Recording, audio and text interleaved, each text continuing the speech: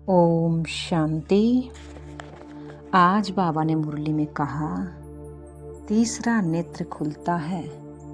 कैसे खुलता है?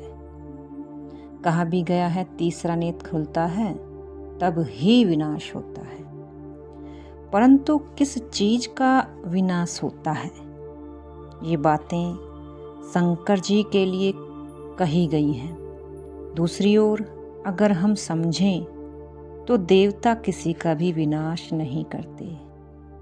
देवताओं को तो दैवी गुणों वाला कहा जाता है। वो भला आसुरी गुण वाले कैसे हो सकते हैं? एक तरफ बाबा हमें कहते हैं कि देवता कलयुग में आ नहीं सकते, तो फिर शंकर ने विनाश किसका किया होगा? ये बात समझने की है। फिर बाबा तो हम आत्माओं को पढ़ाते हैं, क्योंकि ये गीता का ज्ञान कौन सुन रहा है? मैं आत्मा। यानी तीसरा नेत्र हमको ज्ञान की समझ का मिलता है।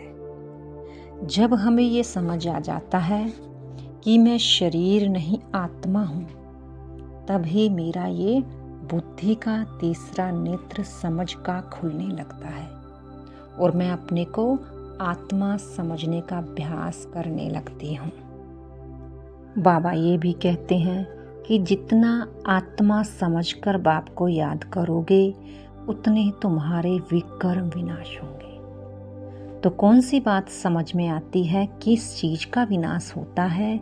यानी हमारी बुराइयों का, हमारे पुराने स्वभाव संस्कारों का, हमारी इच्छाओं का विनाश होता है।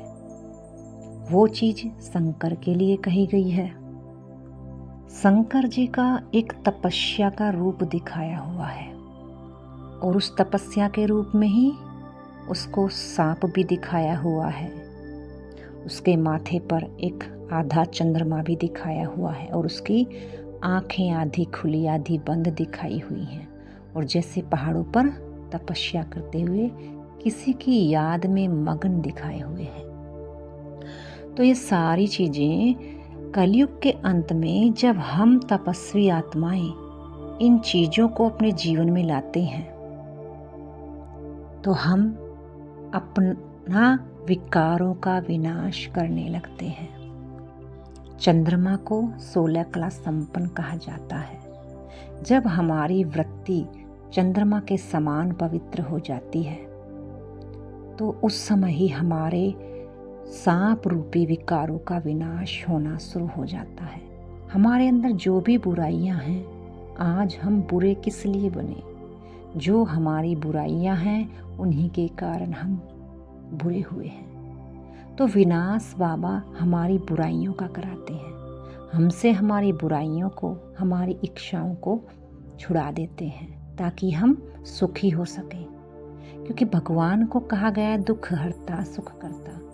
ये वही दुख हैं जिसे आकर भगवान हरते हैं और बहुत अथाह सुख दे देते हैं। इस जन्म का भी सुख और भविष्य नई दुनिया का भी सुख हमें मिल जाता है।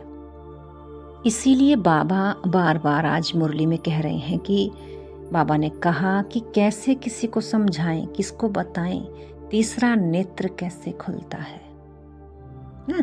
ये चीजें विचार सागर मंथन करके हर आत्मा को समझाओ ताकि उसका तीसरा नेत्र खुले और विनाश हो। लेकिन अगर अच्छे से आप नहीं समझाओगे तो वो उल्टा ही समझ लेंगे।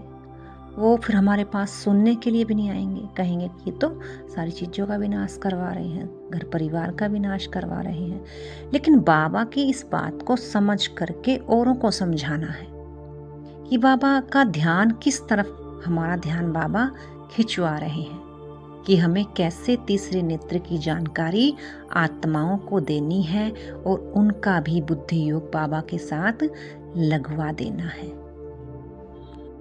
ताकि वो सब आत्माएं दुखों से छूट जाएं और परम आनंद को, परम सुख को प्राप्त करें। ये वही आत्मा कर सकती है जिसकी ज़्यादा आत्मिक स्थिति हो गई, जो ज़्यादा अशरीरी के भान में रहता होगा। बाबा ने ये भी कहा है, जितनी आपकी साइलेंस की पावर बढ़ती जाएगी उतना आपका वर्तमान भी श्रेष्ठ होगा और भविष्य भी श्रेष्ठ बनेगा। क्यों? क्योंकि वर्तमान में अगर हम आत्मिक स्थिति में होंगे तो हम किसी के प्रति विकर्म नहीं कर सकते, न स्वयं के प्रति न दूसरों के प्रति। तो ये वाला जीवन भी हमारा अच्छा होगा और भविष्य के लिए जो हम तपस्या कर रहे हैं उसकी हमें प्राप्ति प्रारब्ध के रूप में नई दुनिया में मिल जाएगी। घर जाने के बाद नई दुनिया में तो सबको आना है, चाहे किसी के लिए वो सतयुग नई दुनिया हो, चाहे किसी के लिए त्रेता युग हो, चाहे किसी के लिए द्वापर युग हो, चाहे किसी के लिए कलयुग हो। लेकिन शुरू में तो पहले आत्मा नए ही स्वरूप में आती है, उसके लिए जैसे संसार नया ही होता है। लेकिन बाबा हमें कहते हैं, अगर सुख भोगना ही है, सुख लेना ही है तो सतयुग का लो। और सतयुग के लिए बाबा बहुत ऊंचा पुरुषार्थ बताते हैं। लेकिन फिर ये भी कहते हैं, मुझे याद करोगे तो सहज हो जाएगा। तो जब तक हर आत्मा का तीसरा नेत्र नहीं खुलेगा तब तक वो आत्मा स्वर्ग में जा नहीं सकती। ये पूरी समझने की बात है। स्वर्ग में वही आत्माएं जाएंगी जिसका तीसरा नेत्र खुला हुआ होगा और जिसने तीसरे नेत्र से अपने विकर्मों को विनाश किया होगा, वो आत्मा ही सतयुग में जा पाएगी। घर जाने के लिए तो बाबा कह रहे हैं, या तो प्यार से चलो या फिर सजा भोग कर चलो। घर तो चले जाएंगे लेकिन पद नहीं पाएंगे। पद पाने के लिए शंकर जैसी तपस्या, त्याग और सेवा का भाव रखना पड़ेगा।